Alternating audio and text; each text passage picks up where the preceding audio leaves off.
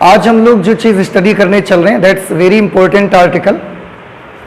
दो समांतर धारावाही तारों के बीच बल, force between two parallel current carrying conductors. आपके पास दो समांतर, इस तरीके से एक ऐसा और एक ऐसा, दो समांतर तार होंगे, कंडक्टर्स होंगे और उनमें करंट फ्लो हो रही होगी। तो ये हो गए दो समांतर धारावाही चालक, क्योंकि धारा बह रही है उस पर, और उनके बीच जो फोर्स लगेगा उसको हम लोग स्टडी करने चलेंगे। आप देख सकते हैं यहाँ पर मैंने बना के रखे हैं, एक कंडक्टर ये बनाया हुआ, एक कंडक्टर हमने ये बनाया हुआ।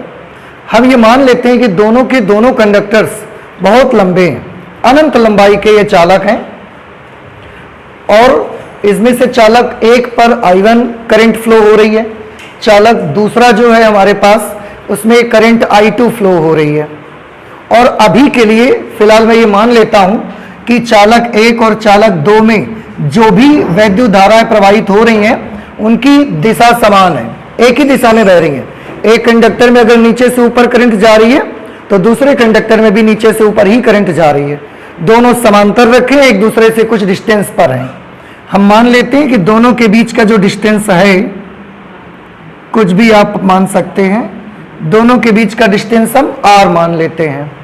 हमने यहाँ पर एक लाइन भी बनाई है कि माना दो समांतर चालकों में प्रवाहित धाराएं क्रमशः I1 व I2 हैं तथा दोनों चालकों में प्रवाहित धाराओं की दिशा समान है।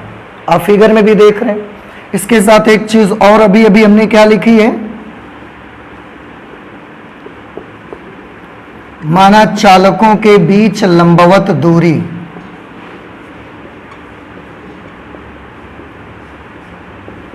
माना चालकों के बीच लंबवत दूरी स्मॉल r है।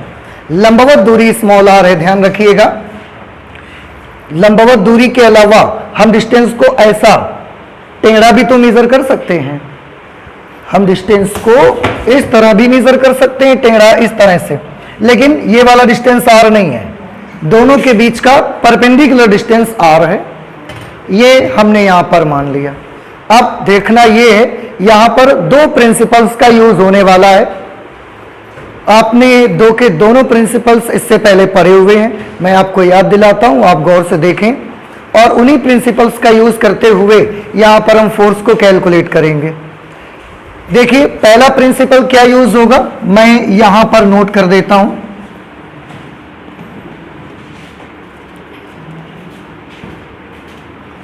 दोनों सिद्धांतों को मैं यहां लिख देता हूं। एक आपने पढ़ा हुआ है कि अगर कोई सीधा धारावाही चालक है, एक स्ट्रेट कंडक्टर है और उसमें अगर हमने करंट फ्लो करवा दिया है तो उसकी वजह से उसके चारों तरफ एक चुंबकीय क्षेत्र बनेगा। अगर एक सीधा धारावाही चालक है जिसमें I करंट फ्लो हो रही है तो उससे R डिस्टेंस पर एक पॉइंट है, अनंत लंबाई का धारावाही चालक है। यहां पर जो मैग्नेटिक फील्ड की वैल्यू आती है वो μ0/2 पाई I/r के बराबर आती है। पहला तो आपको ये याद रखना है। फिर से मैं बता दूं, हमारे पास एक अनंत लंबाई का बहुत लंबा एक धारावाही चालक है जिसमें I धारा बह रही है, तो उससे स्मॉल r डिस्टेंस पर जो भी बिंदु है उस बिंदु पर चुंबकीय क्षेत्र की तीव्रता इतनी होती है। हमने इस फॉर्मूले को बायो-सेवर्ट लॉ से भी फाइंड आउट किया था और इस फॉर्मूले को एम्पियर्स सर्किटल लॉ से भी ज्ञात किया हुआ था। दोनों तरह से डिराइव करके रखा हुआ है और ये आप पढ़ चुके हो।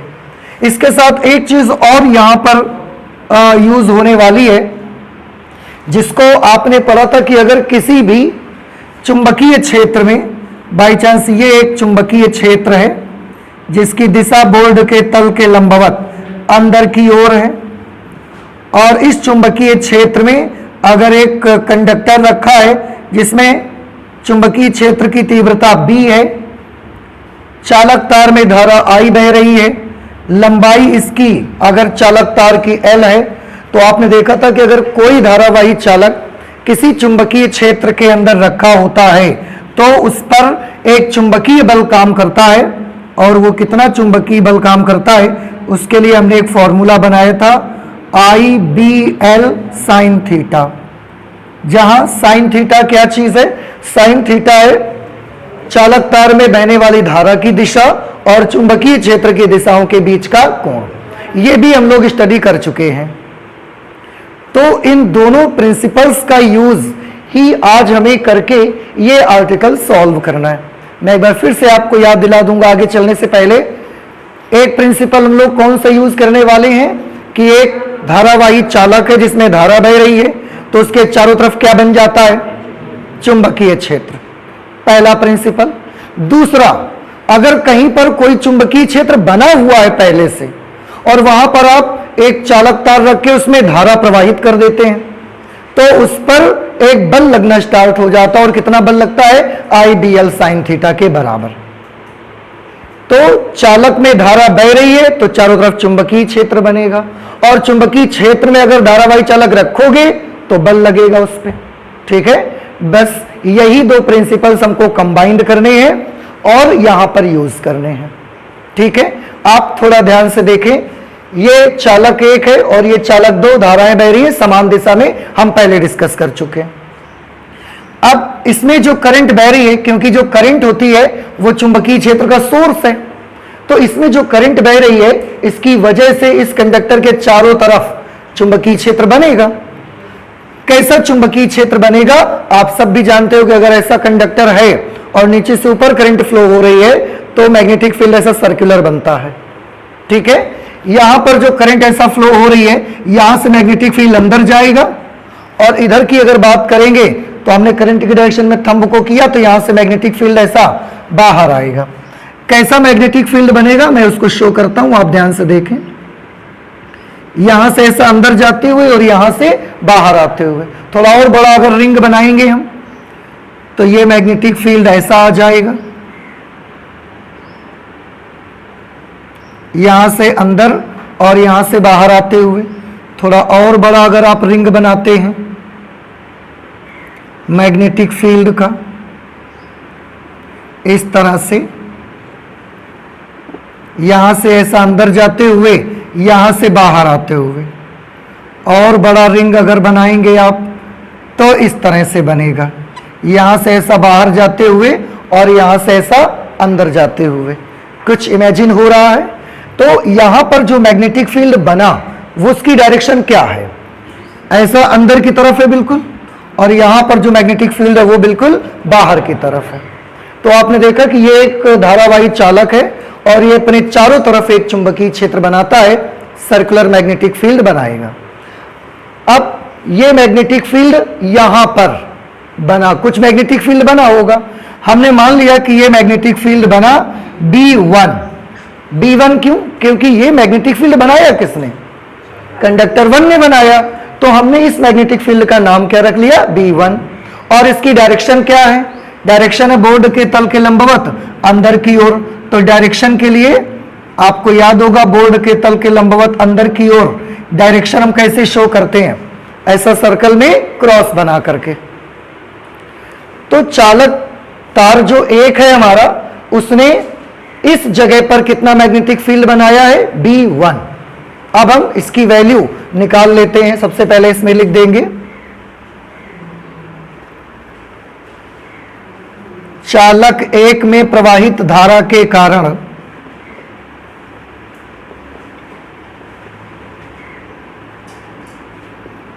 चालक 1 में प्रवाहित धारा के कारण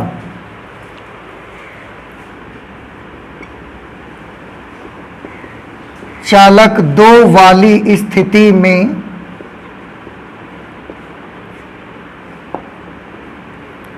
उत्पन्न चुंबकीय क्षेत्र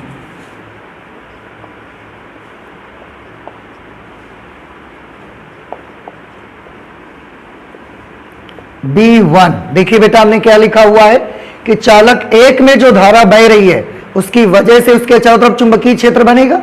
हम कहां पर निकाल रहे हैं, चालक 2 वाली स्थिति में, यानी कि जहां पर चालक 2 रखा हुआ है, उस जगह जो मैग्नेटिक फील्ड बनेगा उसकी वैल्यू हमने B1 मानी है। और ये मैग्नेटिक फील्ड कितना बनेगा, यहां से आप इस फॉर्मूले को यूज करेंगे। तो हमने इस फॉर्मूले को यूज किया, दैट इज μ0/2 पाई।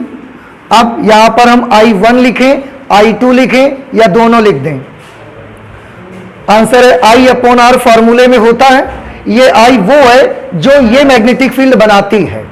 तो ये मैग्नेटिक फील्ड B1 किस आई ने बनाया है, I1 ने कि I2 ने? I1 ने बनाया है, तो यहां पर I1 अपॉन, और हम इससे कितनी दूर चुंबकीय क्षेत्र निकाल रहे हैं? आंसर है हम तो इस चालक वाली जगह पर निकाल रहे हैं, और ये चालक पहले वाले चालक से कितना दूर है? R डिस्टेंस पर है। इतना मैग्नेटिक फील्ड बनेगा।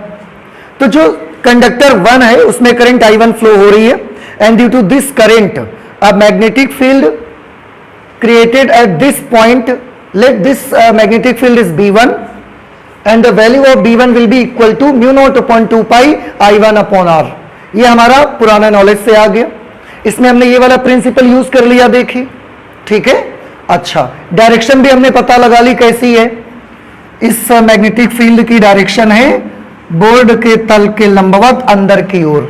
आप क्योंकि पेपर पर लिख रहे हैं, कागज पर लिख रहे हैं, तो आप इसे थोड़ा सा अलग से लिख लेंगे। कागज के तल के लंबवत अंदर की ओर, कागज के तल के लंबवत नीचे की ओर या अंदर की ओर।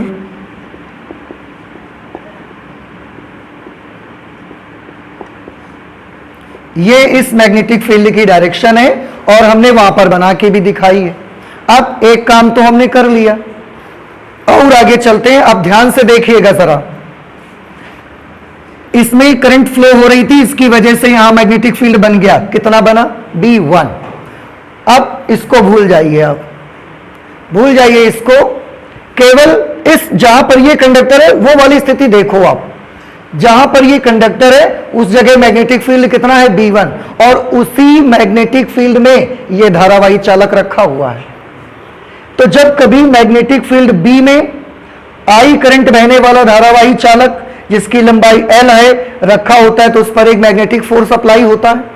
कितना? IBL साइन थीटा, जिसे बहुत सारे बच्चे बिल साइन थीटा के नाम से याद कर लेते हैं।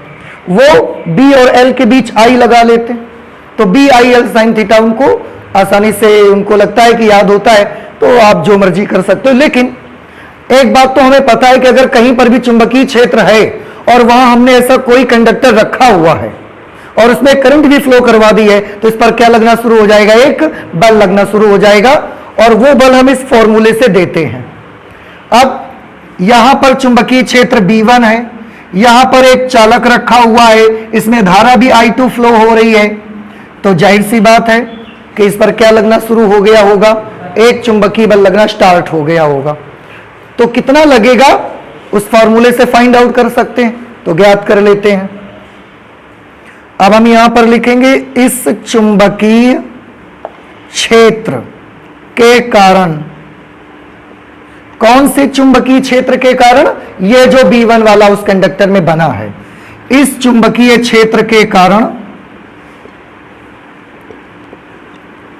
चालक 2 पर आरोपित बल,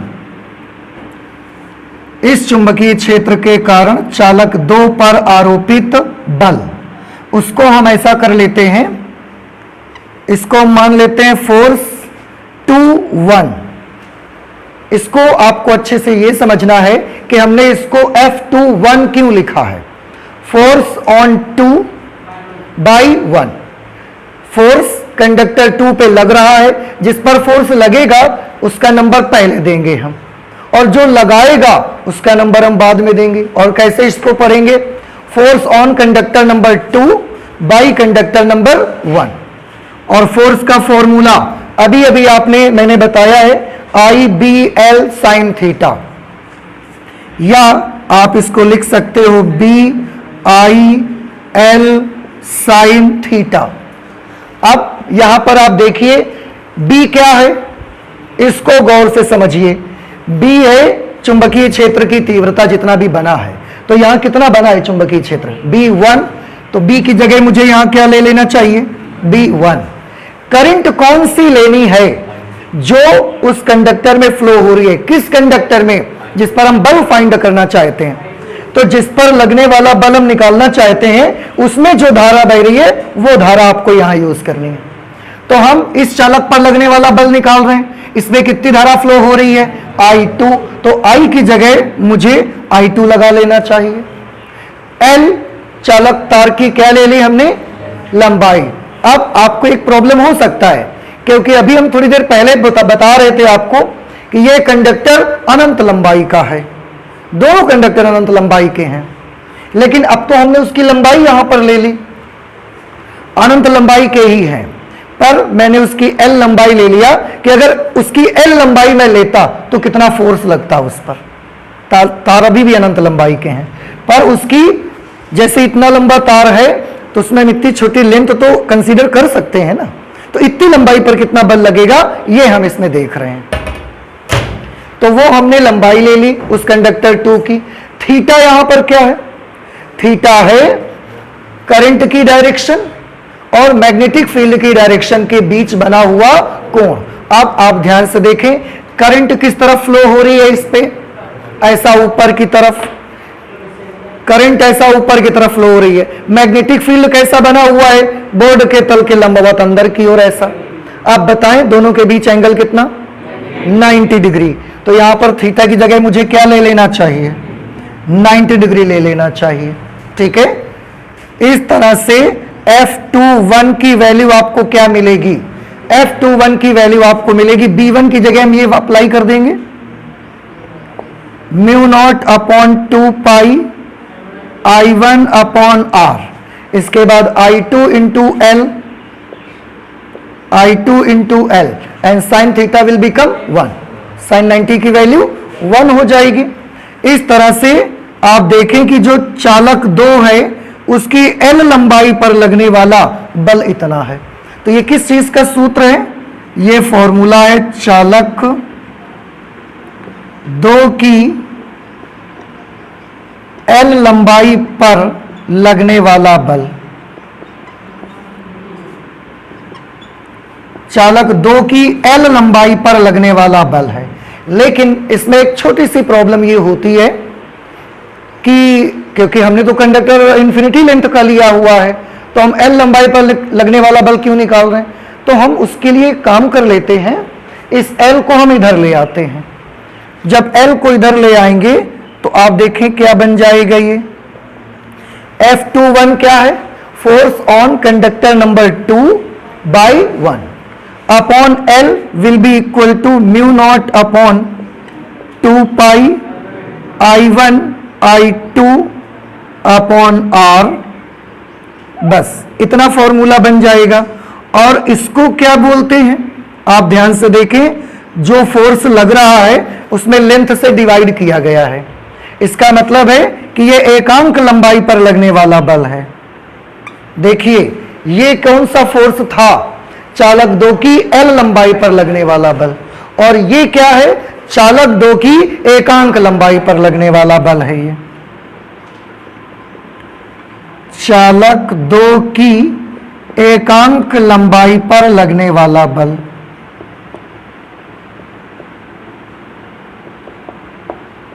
चालक 2 की एकांक लंबाई पर लगने वाला बल इतना आएगा। अब एकांक लंबाई पर लगने वाला बल निकाल लिया, अब कितना भी लंबा तार होगा, अगर 1 लेंथ पे इतना फोर्स लगता है, अब अगर हमसे कोई पूछेगा L लेंथ पे कितना फोर्स लगता है, तो हम L से मल्टीप्लाई करा देंगे।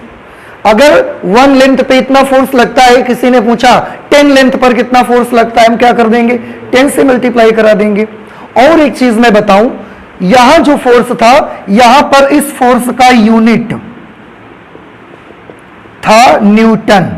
आपको बहुत याद रखो, फोर्स का यूनिट न्यूटन होता है, लेकिन यहां पर इस फोर्स का यूनिट न्यूटन नहीं है, because you are dividing this force by length.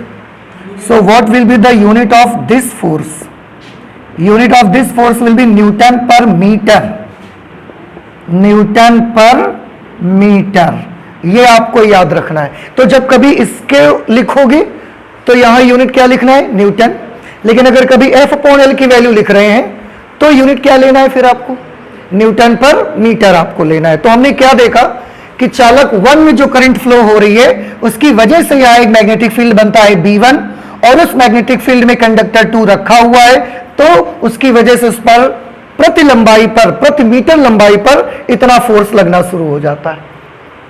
अब हमारे पास एक प्रॉब्लम और भी है। क्या एक प्रॉब्लम है कि करंट ऐसा तो है नहीं कि सिर्फ इसी में फ्लो हो रही है, करंट तो इसमें भी फ्लो हो रही है। तो करंट अगर इसमें फ्लो हो रही है तो ये कंडक्टर भी तो अपने चारों तरफ मैग्नेटिक फील्ड बना रहा होगा। अगर ये कंडक्टर मैग्नेटिक फील्ड बना रहा है तो उसकी वजह से यहां कुछ मैग्नेटिक फील्ड बनेगा और फिर इस पर भी तो कुछ बल लगना चाहिए। वो कितना होगा?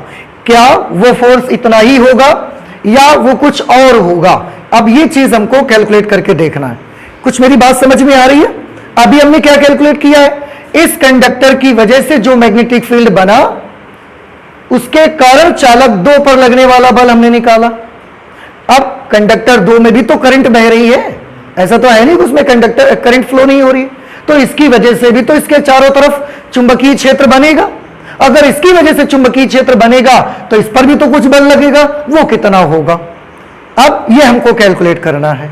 ठीक है, दूसरे कंडक्टर में करंट फ्लो की वजह से मैग्नेटिक फील्ड इंटेंसिटी या मैग्नेटिक फील्ड का जो होगा वो मैग्नेटिक फील्ड किस तरह का बनेगा? देखिए ध्यान से, ऐसा बनेगा मैग्नेटिक फील्ड, उसमें भी सर्कुलर इस तरह से। इस करंट की वजह से मैग्नेटिक फील्ड की डायरेक्शन कैसी होगी? करंट ऐसे है, अंगूठा मैंने करंट की तरफ किया, इधर से अंदर जाते हुए और फिर पीछे से घूम के आएगा तो इधर से कैसा होगा? बाहर आते हुए, यहां से बाहर इधर से अंदर। थोड़ा और बड़ा सर्कल बनाओगे, फिर ऐसा यहां से बाहर आते हुए यहां से अंदर जाते हुए, थोड़ा और बड़ा सर्कल आप बनाओगे तो यहां से ऐसा बाहर आते हुए और यहां से अंदर जाते हुए, थोड़ा और बड़ा सा सर्कल जब आप बनाओगे तो वो आपको ऐसा मिलेगा।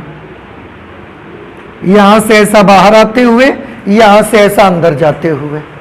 अब आपने देखा कि इस करंट I2 की वजह से इसके चारों तरफ भी ऐसा मैग्नेटिक फील्ड बन रहा है और यहां पर कुछ मैग्नेटिक फील्ड बना।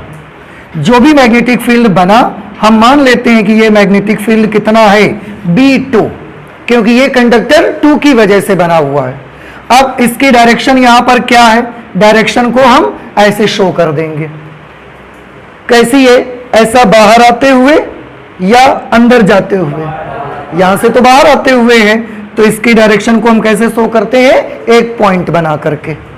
ठीक है, तो फिर से वही बात, हमने इसीलिए इसमें से सारा कुछ इरेज नहीं किया है क्योंकि मैं बहुत सारी चीजें वही यूज करने वाला हूं, इसलिए यहीं से हम सॉल्व कर देते हैं। इस बार किसने मैग्नेटिक फील्ड बनाया है? 2 ने।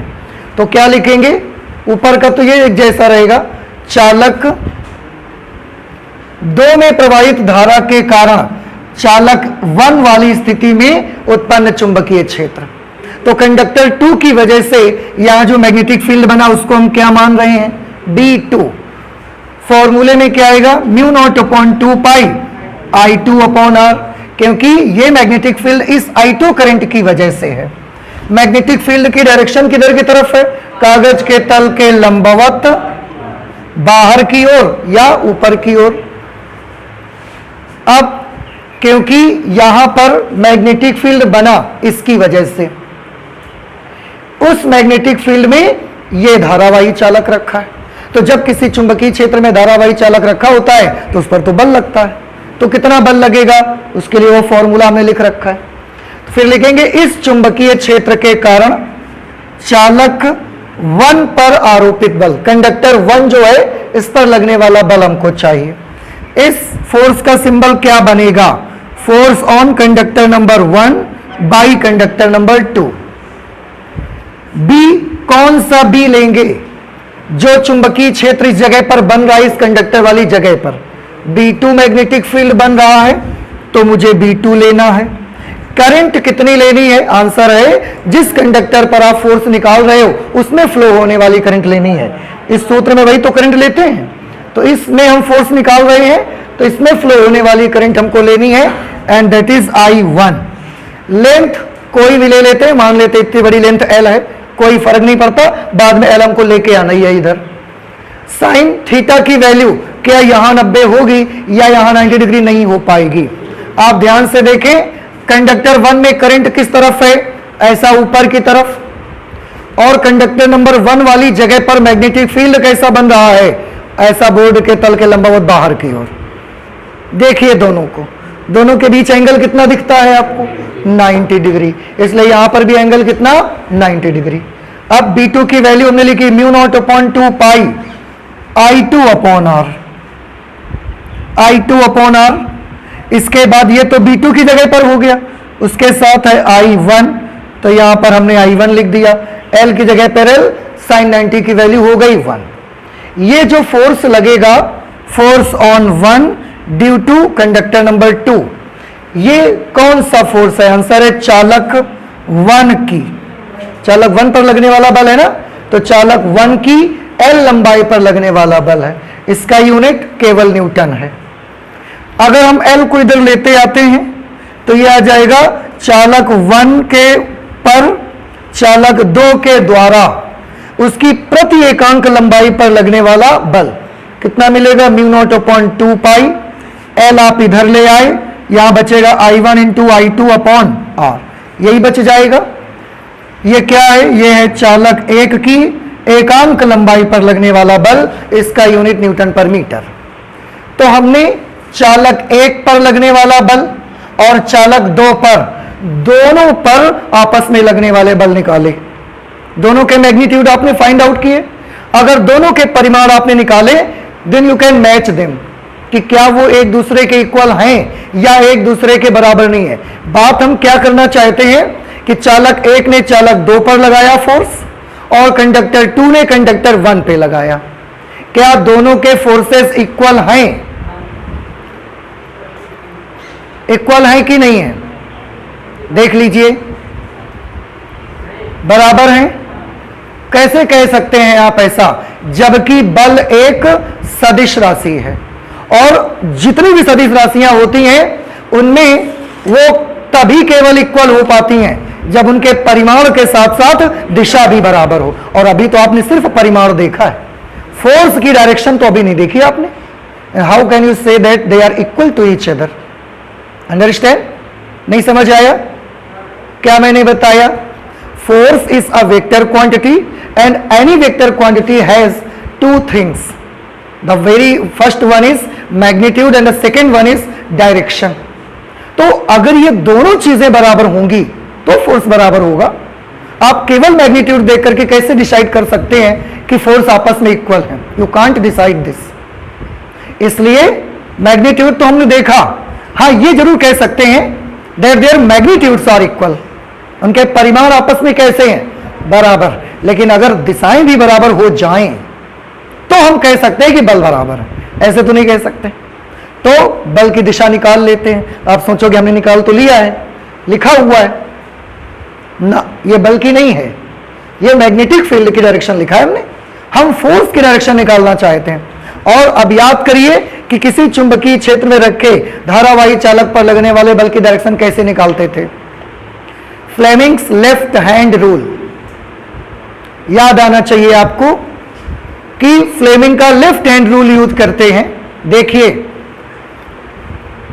कंडक्टर में करंट फ्लो हो रही है, मैग्नेटिक फील्ड की डायरेक्शन बताइए, राइट हैंड कर्ल रूल, ठीक है।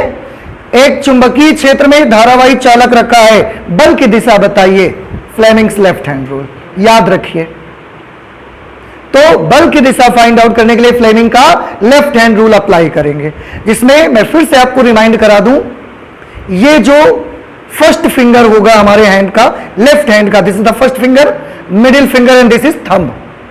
तो फर्स्ट फिंगर जो हमारे हैंड का होगा ये हमको रखना है बी की डायरेक्शन में, इसको रखना है आई की डायरेक्शन में, उस समय थंब हमको एफ की डायरेक्शन बताएगा। और उसके लिए बड़ा सिंपल सा मेथड है, आप एफ बी आई याद कर लो, जैसे S B I State Bank of India, वैसे ही एफ बी आई, एस की जगह पर क्या बोलना है आपको, एफ बोलना है। So this is very simple, F B I, इसको बी की तरफ करना है, इसको आई की तरफ करना है, then this thumb will tell you the direction of force. Okay, so let us check the direction. चाहे जिस पर चेक कर लो, पहले इस पर चेक करते हैं कंडक्टर 1 पे। कंडक्टर 1 पे जो फोर्स लग रहा है कौन से मैग्नेटिक फील्ड की वजह से, B1 की वजह से कि B2 की वजह से? कंडक्टर 1 की मैं बात कर रहा हूं, ध्यान रखिएगा। कंडक्टर 1 पे जो फोर्स लग रहा है वो B1 की वजह से कि B2 की वजह से? B2 की वजह से। डायरेक्शन क्या है इसकी? ऐसा बाहर की तरफ। तो हम पहले इसी पर फोर्स की डायरेक्शन निकाल लेते हैं जरा। हमने ये उंगली किसकी तरफ कर दिया? B की तरफ कर दिया। देखिएगा ध्यान से, बाहर की तरफ B है ना, इसको किसकी तरफ करना है? FBI, I की तरफ। किधर की तरफ फ्लो हो रही है? I ऊपर की तरफ। I2 ऊपर है ना, ये ऐसा कर दो आप, तो ये B की तरफ हो गया, ये I की डायरेक्शन में हो गया। थंब किस तरफ इंडिकेशन देता है? इधर की तरफ। देखिए ना आप, नहीं समझ आया? आ गया?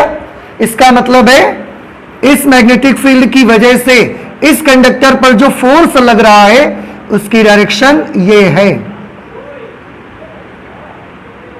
ये कौन सा फोर्स है? ये फोर्स है force on 1 by conductor number 2। समझ आया आपको? 1 पर लगने वाला बल है और कंडक्टर 2 ने लगाया है। नहीं समझ पा रहे?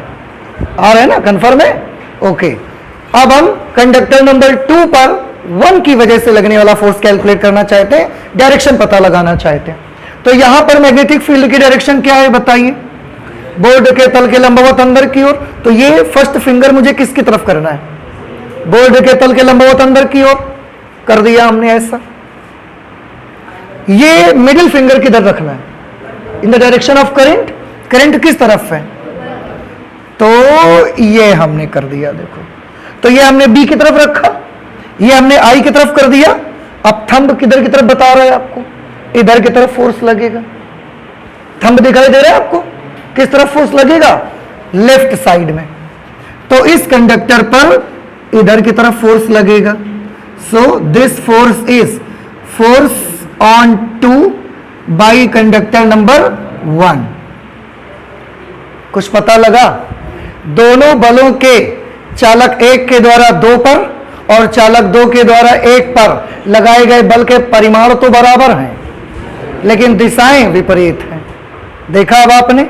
तो दोनों चालकों के द्वारा एक दूसरे पर आरोपित बल के परिमाण तो समान हैं, परंतु दिशाएं विपरीत हैं। हम इस लाइन को नोट कर लेते हैं क्योंकि हमको यह जानकारी मिली, तो हम नोट कर लेते हैं।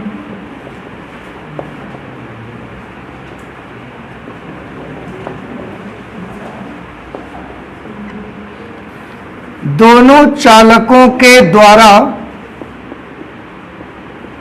परस्पर, दोनों धारावाही चालकों के द्वारा, आप ऐसे लिखिएगा, दोनों धारावाही चालकों के द्वारा परस्पर एक दूसरे पर आरोपित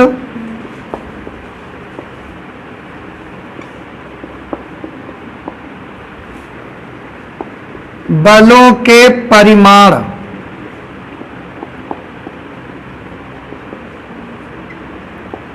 तो समान है, परंतु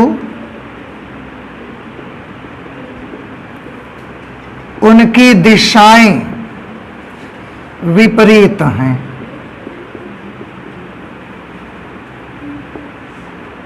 तो क्या अब आप मुझे बता सकते हैं, जिससे आप बोल रहे थे अभी कि दोनों समान बराबर होंगे, तो अब आपको क्या लगता है कि क्या दोनों फोर्सेस आपस में इक्वल हैं? नहीं इक्वल हैं। परिमाण इक्वल है, डायरेक्शंस अपोजिट हैं। और अब प्लीज आप थोड़ा सा याद करें, जब आपने क्लास 11th में वेक्टर एनालिसिस का लेसन पढ़ा था, सदिश विश्लेषण, वहां आपने विपरीत सदिश पढ़े हुए थे। सदिश के बहुत सारे टाइप पढ़े हुए थे, उसमें से एक टाइप था अपोजिट वेक्टर। अपोजिट वेक्टर की क्या कैरेक्टरिस्टिक होती थी? Opposite vectors are those vectors whose magnitudes are equal but their directions are opposite. और यहां पर ऐसा ही है, बल एक ऐसी सदिश राशि है यहां पर जिसके परिमाण तो बराबर हैं, लेकिन दिशाएं दोनों की कैसी हैं? विपरीत हैं। तो ये विपरीत सदिश हो गए। अगर विपरीत सदिश हैं तो क्या आप बता सकते हैं इसको लिखा कैसे जाए? वेक्टर ए और वेक्टर बी अगर विपरीत सदिश होते थे तो हम कैसे लिखते थे उनको? लिखते थे vector A is equal to minus vector B, और समान सदिश होते थे तो कैसे लिखते थे? Vector A is equal to vector B. यहां पर समान सदिश है कि विपरीत सदिश है, इसलिए हमने कैसा लिखना चाहिए? Therefore force on conductor number 1/2 will be equal to negative of force on conductor number 2/1. So they are not equal to each other, but their magnitudes are equal. Directions are opposite. So we can write them as this. इस तरह से हम उसको लिख सकते हैं, ठीक है? समझ नहीं आ रहा है आपको? आ रहा है? और एक चीज मुझे बता दीजिए साथ में, ध्यान से। इस कंडक्टर ने इस पर फोर्स लगाया, ये वाला, इस कंडक्टर ने इस पर फोर्स लगाया, ये वाला। दोनों कंडक्टर ऐसे नजदीक हैं, करंट सेम डायरेक्शन में है, ये इसको ऐसा खींच रहा है और ये वाला इसको ऐसा खींचता है, तो दोनों एक दूसरे को अपनी ओर खींच रहे हैं कि नहीं खींच रहे? ये इसे अपनी ओर खींचता है, ये वाला इसको अपनी ओर खींचता है। बलों के ऐसे जोड़े को आप क्या कहते हो? आकर्षण या प्रतिकर्षण? आकर्षण। इट मींस कि अगर दो समांतर धारावाही तारों में धाराएं समान दिशा में बह रही हैं तो उनके बीच जो बल लगेगा वो किस प्रकार का होगा? आकर्षण बल होगा। ना समझ में आया? क्लियर? तो हम चाहें तो इसको भी एक लाइन बनाकर नोट कर सकते हैं। अब ये हम हटा दे रहे हैं क्योंकि हम पढ़ पहले चुके हैं, आपको थोड़ा सा याद दिलाने के लिए मैंने यहां नोट कर रखा था, तो यहां पर मैं एक नोट बना लेता हूं। यदि दो समांतर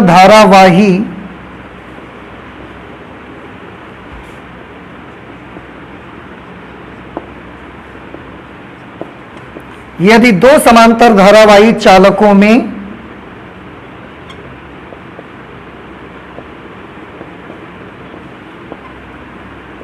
प्रवाहित धाराएं परस्पर समान दिशाओं में हैं,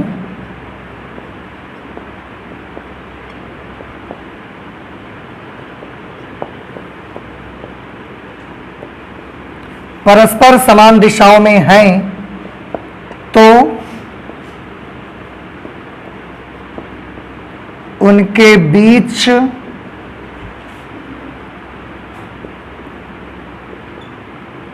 लगने वाला बल आकर्षणात्मक होता है। उनके बीच लगने वाले बल की प्रकृति आकर्षणात्मक होती है।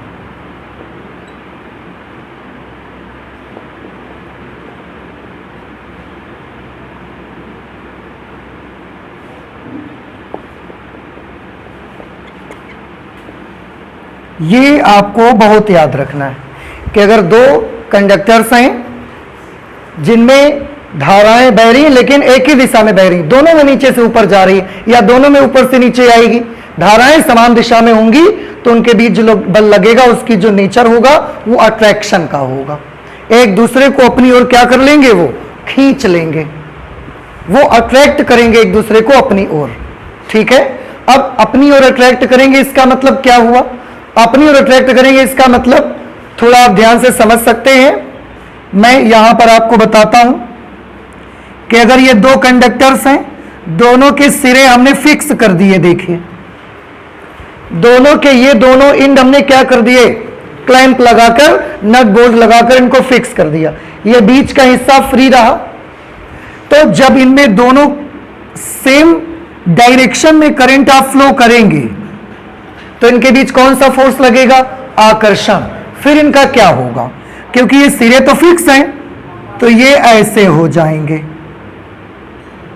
ऐसे, क्योंकि आकर्षण बल लगेगा, इसको भी खींचा जाएगा, इसको भी खींचा जाएगा एक दूसरे की तरफ, तो ये ऐसे हो जाएंगे टेढ़े। और जैसे ही करंट फ्लो करना बंद कर देंगे फिर ऐसा सीधे हो जाएंगे। एक ही दिशा में करंट फ्लो करेंगे आकर्षण की वजह से, फिर ऐसा एक दूसरे की ओर अट्रैक्ट होके थोड़ा सा टेढ़े हो जाएंगे। ये यहां पर एक्शन होगा। यदि दोनों चालकों में धाराएं विपरीत दिशा में होंगी उस समय फोर्स का नेचर किस तरह का होगा। मैं यहां पर फिर से करके दिखाता हूं आपको। ये है कंडक्टर नंबर 1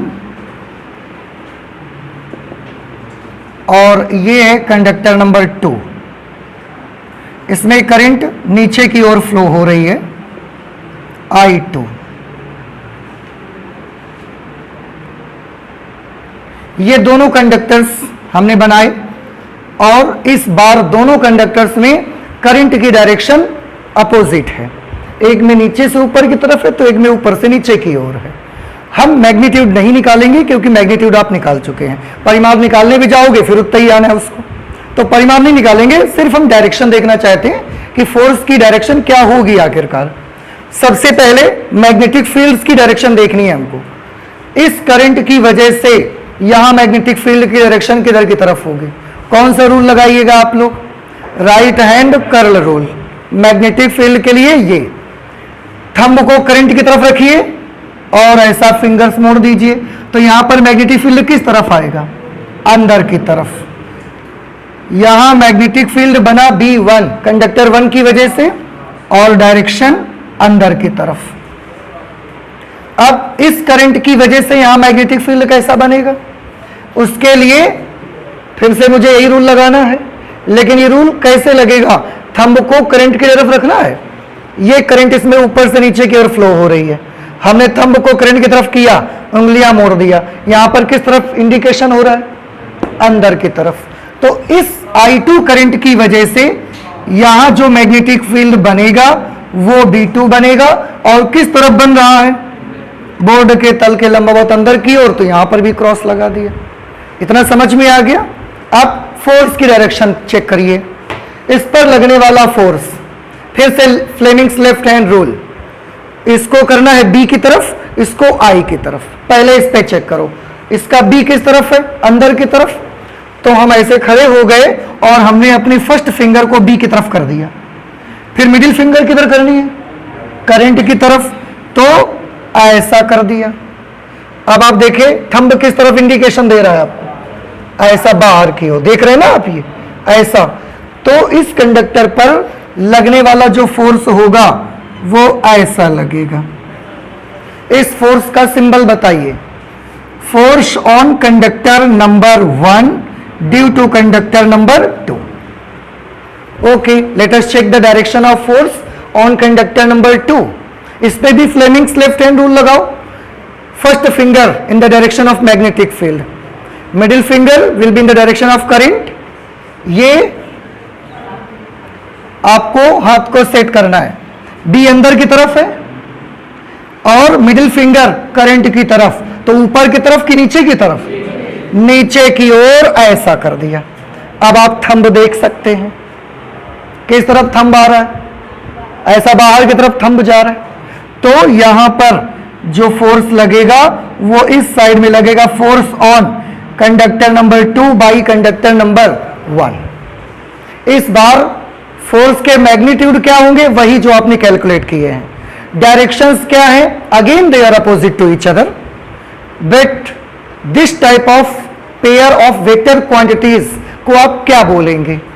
इस प्रकार का जो फोर्स का सदिश राशियों का जोड़ा होगा वो आकर्षण होगा कि प्रतिकर्षण। देखिए ये इसको ऐसा धक्का दे रहा है, ये इसको ऐसा धक्का दे रहा है। तो जब दोनों एक दूसरे के साथ ऐसे खड़े हैं तो ये इसको दूर भगाता है, ये इसको दूर की तरफ धक्का देता है। तो ये कौन सा नेचर है बलों का, प्रतिकर्षण का नेचर है। तो ये पॉइंट तो अब आप नोट कर सकते हैं। तो जैसा नोट में हमने अभी लिखा था कि यदि चालक तारों में दोनों समांतर धारावाही चालकों में धाराएं विपरीत दिशा में होती हैं, विपरीत दिशाओं में धारा होती है, तो उनके बीच जो बल आरोपित होता है उसकी प्रकृति प्रतिकर्षणात्मक होती है। बस नोट कर लीजिए।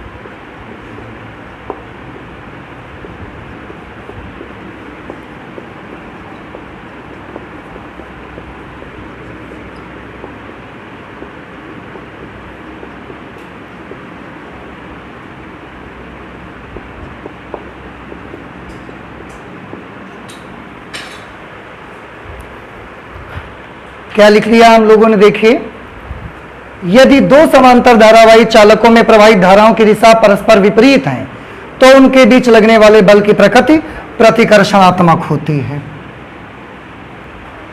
एंड आई होप कि आपको ये समझ में आ गया है, ठीक है।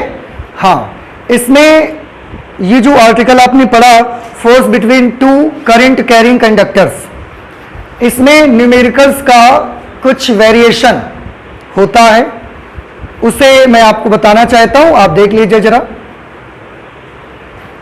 इसका वेरिएशन कुछ ऐसा होता है कि अभी ये दोनों धारावाही चालक कैसे हैं, ऐसे समांतर हैं, या तो धारा एक ही दिशा में बह रही है या विपरीत दिशा में बह रही है, वो तो आप जैसा फ्लो करोगे वैसा आ जाएगा, उसके हिसाब से फोर्स का नेचर हो जाएगा।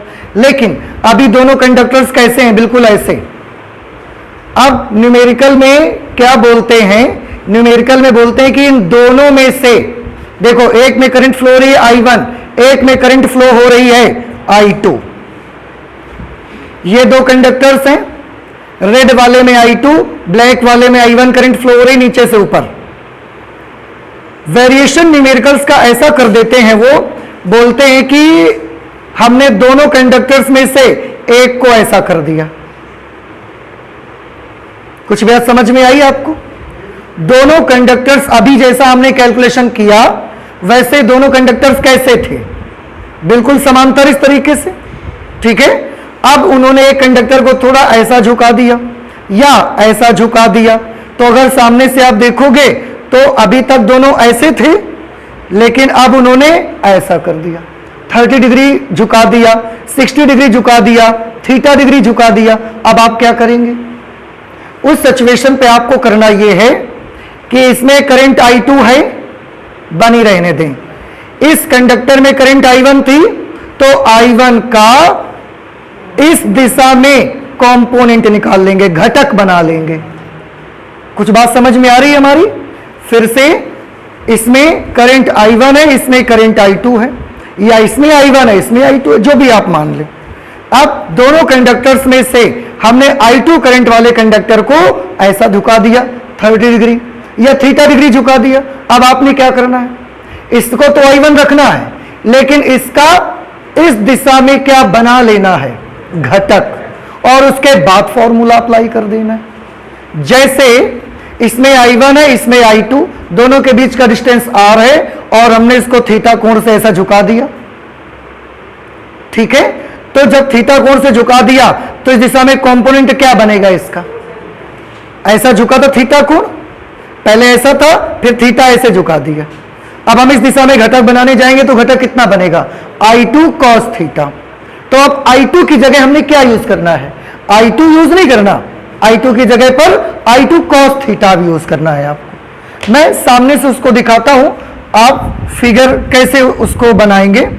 देखिए, एक कंडक्टर ये है जिसमें कितनी करंट फ्लो हो रही है I1, और दूसरे कंडक्टर को हमने क्या कर दिया, दूसरे कंडक्टर में जो I2 करंट फ्लो हो रही थी उसको हमने ऐसा थीटा कोण से झुका दिया। और ये चित्र कैसे दिखाया जा रहा है, ऐसे नहीं दिखाया जा रहा है आपको, ये ऐसे दिखाया जा रहा है, दोनों के बीच डिस्टेंस R है, आप याद रखिए। अब आपको क्या करना है, I2 का जो कि ऐसे है, इसका इस दिशा में एक घटक बना लेना है। तो I2 का थीटा बनाने वाली दिशा में घटक कितना बनेगा, I2 cos थीटा, सब लोग जानते हैं। अब दोनों के बीच फोर्स कितना लगेगा, force between the two will be equal to mu naught upon 2 pi, सूत्र में क्या होता था, I1 इंटू I2 अपॉन R। अब ये F upon L will B, I1 तो I1 रहेगी, पर I2 का कंपोनेंट बनाना है हमको, तो I2 का कंपोनेंट हम बनाएंगे I2 cos theta upon R। ये दोनों की प्रति एकांक लंबाई पर लगने वाले बल का फॉर्मूला उस समय हो जाएगा। नहीं समझ में आया आपको? आया? ऐसा दिया गया। एक और कंडीशन देखिए जरा, ये कंडक्टर है जिसमें I1 करंट फ्लो हो रही है, दूसरा कंडक्टर ऐसा है, इसमें I2 करंट फ्लो हो रही है। ये पहले कंडक्टर पर परपेंडिकुलर है, लंब है पहले कंडक्टर पर 90 डिग्री, ये एंगल उन्होंने थीटा दे दिया। आप बताइए दोनों के बीच लगने वाला बल कैसे कैलकुलेट करेंगे? ये कौन सी कंडीशन है? ये ऐसे हम आपको चित्र नहीं दिखा रहे हैं, हम आपको ऐसा करके दिखा रहे हैं।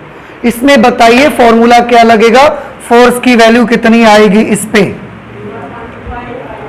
आप क्या करेंगे, mu naught upon 2 pi I1, I2 की जगह उसका घटक इस दिशा में बनाओगे या इस दिशा में बनाओगे? भाई आपने जो फॉर्मूला बनाया वो तो इसके लिए बनाया है ना, ऐसे के लिए, तो इसी दिशा में घटक बनाओ उसका। इस डायरेक्शन में करंट का कंपोनेंट कैसे बनेगा? I2 sine theta, very good. तो अब फॉर्मूला क्या लग जाएगा, I1 into I2 sine theta upon R। Very good, समझ आया? हाँ जी, L अपॉन में आ जाएगा प्रति मीटर लंबाई पर लगने वाला बल। ठीक है, और देखिए एक और वेरिएशन मैं आपको दिखाता हूं, और अब आप मुझे बताएं, ये एक कंडक्टर है, I1 करंट फ्लो हो रही है, ये दूसरा कंडक्टर है, I2 करंट फ्लो हो रही है, दोनों के बीच एंगल 90 डिग्री का है। Now please tell me what will be the force per unit length between these two conductors. अभी क्या करना है, I1 तो ऐसा है, तो यहां मैंने लगाया mu naught upon 2 pi I1। I2 का कंपोनेंट बनाना इस डायरेक्शन पे। इस बार ये कैसे हैं, इस बार ये ऐसे हैं, बिल्कुल क्रॉस्ड बोलते हैं इनको। इनको क्या बोलते हैं, that both the conductors are crossed to each other, एक दूसरे के साथ क्रॉस करते हैं वो। तो इस तरफ कंडक्टर का कंपोनेंट I2 का कंपोनेंट कितना बनेगा, I2 cos 90, I2 cos 90 upon R, and cos 90 is, so if cos 90 is 0, so the complete term will become 0, means उसकी पर यूनिट लंबाई पर लगने वाला फोर्स कितना होगा। काफी अच्छी चीज है कि अगर दो कंडक्टर्स में आपस में करंट फ्लो करें और उनको क्रॉस्ड पोजीशन पर रख दिया जाए, then there will be no any force between the two conductors, कोई बल आरोपित होगा ही नहीं। याद रखिए कॉम्पिटिटिव एग्जामिनेशन में इसी तरह के क्वेश्चंस पूछे जाते हैं आपसे, आपके एग्जामिनेशन में भी पूछा जा सकता है, या एग्जामिनर आपसे पूछ सकते हैं जो एक्सटर्नल आते हैं। समझ आ गया? मैं जो आपको इससे रिलेटेड एक एग्जांपल दिखाना चाहता हूं, आप इसे देखें। यहां पर एक ये स्प्रिंग है मेटल की, कॉपर की मान ली, या जो भी मेटल यहां लगा हुआ है, या नीचे एक बर्तन में हमने मरकरी भर के रखा हुआ। आप जानते हैं मरकरी भी मेटल है, but in the room temperature it is in liquefied form. तो ये मेटल है, मरकरी हमने यहां भर दिया, ये बर्तन भी हमने मेटल का बना लिया, धातु का बर्तन भी हमने बना लिया। इधर स्प्रिंग का एक सिरा लाए, एक बैटरी से कनेक्ट कर दिया, बैटरी का नेगेटिव टर्मिनल से एक की लगाई, की को हमने इस बर्तन से कनेक्ट कर दिया। बर्तन भी धातु का है, मरकरी भरी है, यह भी धातु है, स्प्रिंग ये धातु की बनी हुई है। मरकरी में करंट फ्लो हो सकती है क्योंकि ये मेटल है। ठीक है, अब थोड़ा ध्यान से देखिए, जैसे ही हम ये स्विच ऑन करेंगे, करंट यहां से ऐसा जाएगी, ऐसे ऐसे आएगी, इसमें करंट इस डायरेक्शन पे आएगी, फिर पीछे से घूम के आएगी तो इसमें करंट फिर इस डायरेक्शन पे आएगी, फिर ये ऐसा पीछे से घूम के आएगी, करंट इस डायरेक्शन पे। ये कुछ ऐसा आप देख सकते हैं। अगर ये ऐसे स्प्रिंग बनी है तो इस छल्ले में करंट कैसे, ऐसे, फिर पीछे से आके इस छल्ले में करंट कैसा, वो भी ऐसे, फिर पीछे से आके इस छल्ले में करंट, वो भी ऐसा, फिर इस छल्ले में करंट, वो भी ऐसा। तो करंट सब में सेम डायरेक्शन में है या अपोजिट डायरेक्शन पे है? सब में सेम डायरेक्शन में करंट है। अगर करंट सेम डायरेक्शन पे है तो हर रिंग के बीच में कौन सा फोर्स लगेगा, आकर्षण या प्रतिकर्षण? आकर्षण।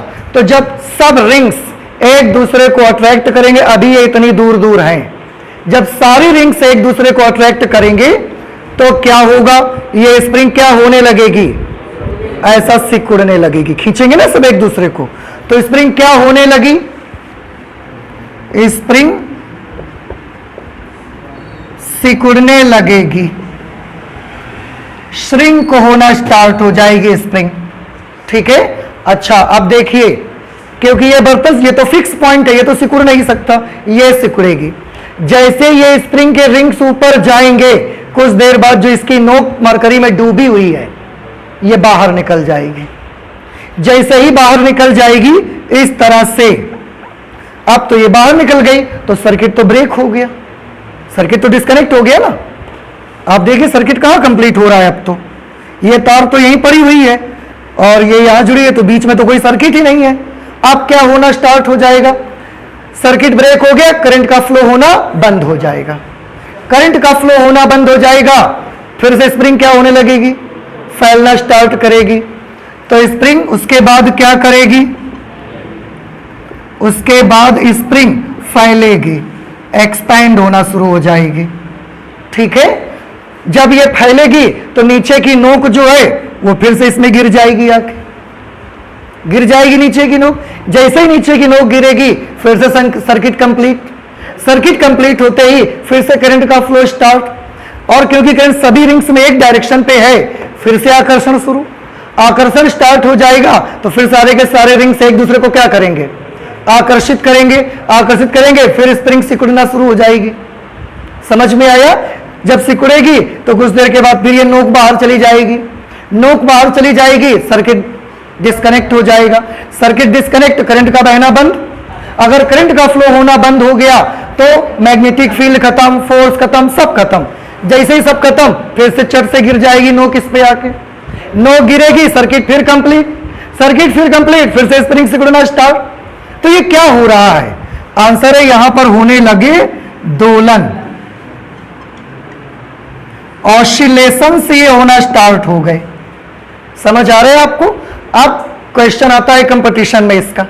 कंपटीशन में एक क्वेश्चन आया, ऐसा चित्र बना के दिया और बोले स्प्रिंग का क्या होगा? फर्स्ट सिकुड़ेगी, सेकंड ऑप्शन फैलेगी, थर्ड ऑप्शन दोलन करेगी, फोर्थ ऑप्शन इनमें से कोई नहीं। क्या करेगी बताइए? लेकिन सभी बच्चों को याद था कि सबसे पहले क्या करती है, तो बिना सोचे समझे सिकुड़ने पर लगा दिया टिक। गलती हो गई, क्योंकि फाइनली स्प्रिंग करने क्या वाली है? स्प्रिंग दोलन करने वाली है। So this is our right answer. ये तो पहले करेगी, और अगर पहले सिकुड़ेगी तो बाद में फैलेगी भी, तो सारे ऑप्शन रहेंगे और आपको कंफ्यूज कर देंगे। लेकिन आपको याद रखना है दैट स्प्रिंग विल ऑसिलेट। समझ आया या नहीं आया?